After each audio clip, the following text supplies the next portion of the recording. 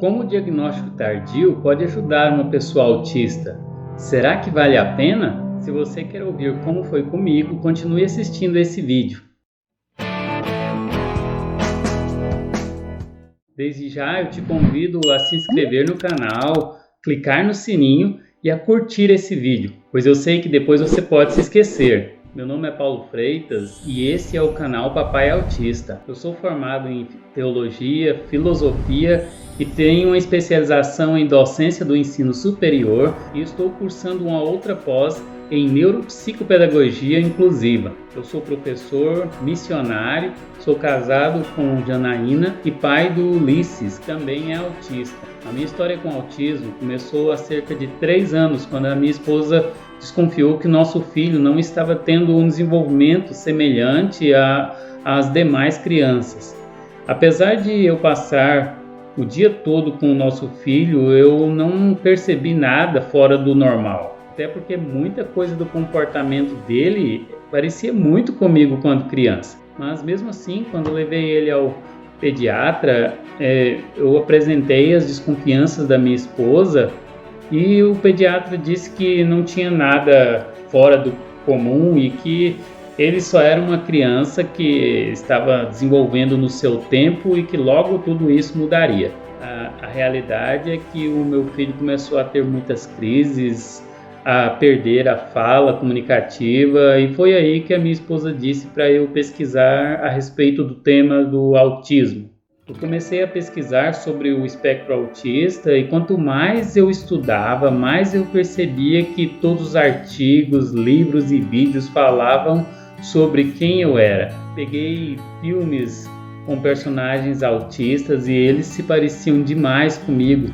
Inclusive muitos filmes que eu já tinha assistido antes e que os personagens eram autistas e eu não sabia o que era isso. Depois de 2 meses estudando muito a respeito, pois esse assunto se tornou um hiperfoco para mim, eu tinha certeza que o meu filho era autista. E mais certeza ainda que eu também sou autista. Mas antes de levar o meu filho a um especialista, eu resolvi eu mesmo ir primeiro.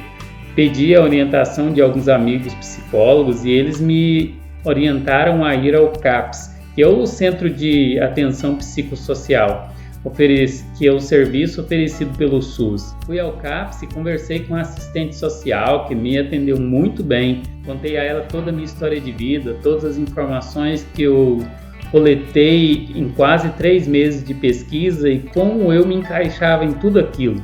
Então ela me encaminhou para uma psicóloga que me questionou se eu não estava querendo na realidade era me autodiagnosticar. Isso ela disse antes de ouvir o meu relato. Foi aí que eu contei para ela toda a história que eu já havia contado para a assistente social e ela não pareceu mais ter dúvida e me encaminhou para o psiquiatra, que após ambos analisarem meu caso, me atenderam juntos e novamente contei para eles toda a minha história.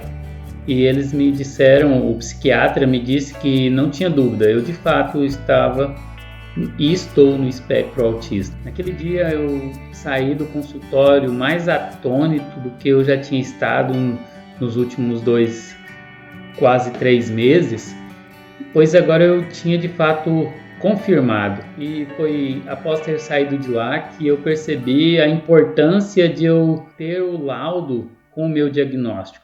Eu retornei então ao psiquiatra e ele me questionou os motivos para eu querer um laudo, para que eu precisava daquilo se eu já tinha vivido tanto tempo sem nem mesmo saber. E eu disse para ele que na realidade o laudo ele me ajudaria pelo menos a confirmar isso diante das pessoas e também a conseguir muita coisa que me foi negada durante tanto tempo. Então ele fez o laudo e me entregou. Apesar de me sentir atônito, pois eu não queria ser autista, já que agora, como eu pensava ainda com toda a forma de vida neurotípica que eu cresci vendo como sendo a certa, eu, por outro lado, também me sentia leve e feliz. Afinal, eu descobri a razão de toda a minha diferença social, do meu pensamento e maneira de enxergar a realidade, que sempre foi de um modo diferente da maioria das pessoas que eu conheço. Também as diferenças das minhas dificuldades de comunicação, dos movimentos que eu sempre fiz com a minha cabeça, com as mãos, com os pés, com o corpo todo, que são as estereotipias, que para mim eu prefiro chamar de STEAMs. Também as minhas diferenças em relação aos próprios membros da minha família. Eu comecei a me perceber diferente por volta dos 5 anos de idade. Eu não me sentia bem em estar com muitas pessoas, na verdade, de estar com quase ninguém. Eu sempre tive dificuldades sensoriais, dor nessa região da frente da cabeça, que depois eu descobri fazer parte da disfunção executiva. Eu tinha muitas crises de irritação e socava às vezes a parede, a árvore, muitas outras coisas, jogava coisas na parede, tentando sair daquele momento de crise, mas eu não sabia o que era aquilo. Eu tinha muita vergonha de tudo aquilo e eu escondia isso das pessoas. Na maioria das vezes as minhas crises eram sozinho em algum lugar e aquilo tudo era muito turbulento para mim. A minha mãe sempre disse e confirmou que eu ficava horas sentado com um brinquedo na mão, balançando de trás para frente e cantarolando. Eu aprendi a ler em casa com 2 ou 3 aulas que minha mãe me deu, apresentando para mim o alfabeto. E através daquilo eu simplesmente comecei a formar as palavras sozinhos e passei a ler. Quando eu fui para a escola aos 7 anos, eu era considerado muito inteligente. Só que eu não falava com ninguém no intervalo, no recreio, e eu só ficava ali encostado na parede durante o intervalo o tempo todo. Isso durou até por volta dos 16 para 17 anos, quando eu já tinha ido para o colégio. Na realidade, eu já estava quase terminando o colégio aí. E foi quando eu tive o que eu posso chamar de os primeiros amigos.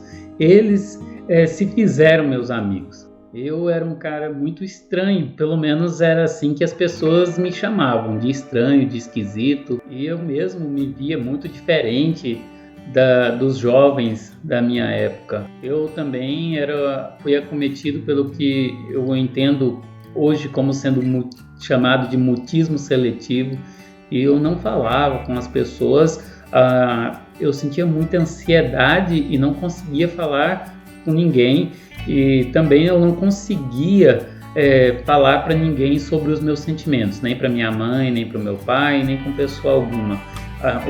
Isso hoje eu entendo que é chamado de alexithymia, que é essa falta de interesse, de compreensão sobre os próprios sentimentos. Na realidade, hoje eu posso dizer que entendo um pouco mais sobre os meus sentimentos. O motivo é que eu estudei bastante sobre essa questão para me conhecer antes de saber que eu sou autista, e outro motivo é depois que eu me descobri como autista, eu passei a compreender os meus sentimentos melhor a partir dessa perspectiva. A minha adolescência foi extremamente perturbadora. A minha mente, que já era um turbilhão de pensamentos na infância, parecia que agora era uma mistura de terremoto com furacão e tudo isso. E o meu cérebro parecia fervilhar, e os meus hormônios, que estavam modificando todo o meu corpo, me faziam ficar extremamente perturbado com tudo o que acontecia ao meu redor e dentro de mim, e a minha dificuldade de compreender toda a realidade em relação à minha própria pessoa. Eu não entendia ironias, não compreendia figuras de linguagem, e muito menos quando se tratava de garotas. Eu não tinha medo das garotas. Pelo contrário, quando tentava conversar com uma garota, o meu cérebro simplesmente parecia parar e eu não tinha noção alguma do que dizer. Só para ter uma ideia, a pessoa com quem eu me casei, a minha esposa, quando adolescente, aí por volta dos 16, 17 anos, eu fui à casa dela para dizer para ela que eu gostava dela. e eu levei cerca de 2 horas para conseguir dizer alguma coisa. E quando eu disse, eu não tinha noção do que aconteceria depois disso. Eu não conseguia pensar qual seria a reação dela e qual deveria ser a reação dela.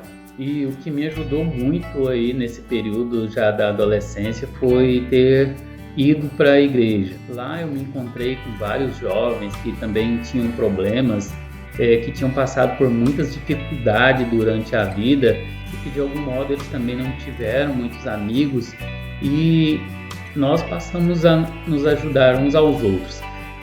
Uma coisa que me ajudou muito na igreja foi ter encontrado um motivo e uma missão pela qual viver. E foi a partir disso que eu comecei a estudar de como me ajudar, como melhorar a minha comunicação, já que eu queria muito pregar e ensinar a Bíblia. Mesmo na igreja eu tive problemas com relacionamentos, com comunicação, e principalmente por causa de uma fase de espiritualismo e infantilidade religiosa pela qual passei. Mas ainda bem que eu conheci de fato a Cristo, e isso fez toda a diferença em mim.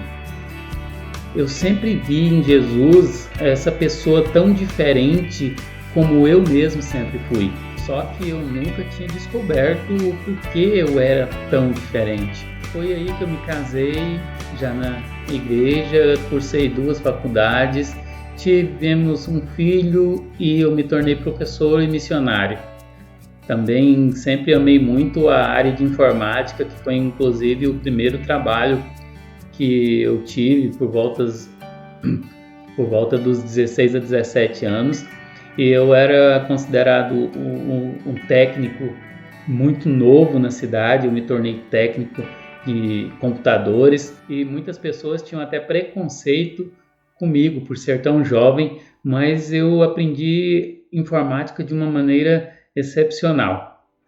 Tanto que hoje eu trabalho com web design, design gráfico, e nessa pandemia estou aí lidando com as redes sociais, inclusive criando aqui esse canal. Ter descoberto o autismo, principalmente no mesmo momento em que eu descobri o autismo do meu filho, foi muito importante, pois em nenhum momento eu pensei em não querer que meu filho fosse autista, apesar de eu até ter pensado isso sobre mim, já que quando eu descobri isso sobre mim, eu percebi que eu enfrentaria muitas dificuldades para cuidar do meu filho.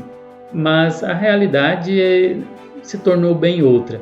Saber que eu sou autista tem me ajudado a amar e ensinar o meu filho a lidar com a própria personalidade autista dele. E na realidade, não creio que seja sempre assim, mas parece que tem me ajudado a ter uma comunicação talvez muito melhor com ele.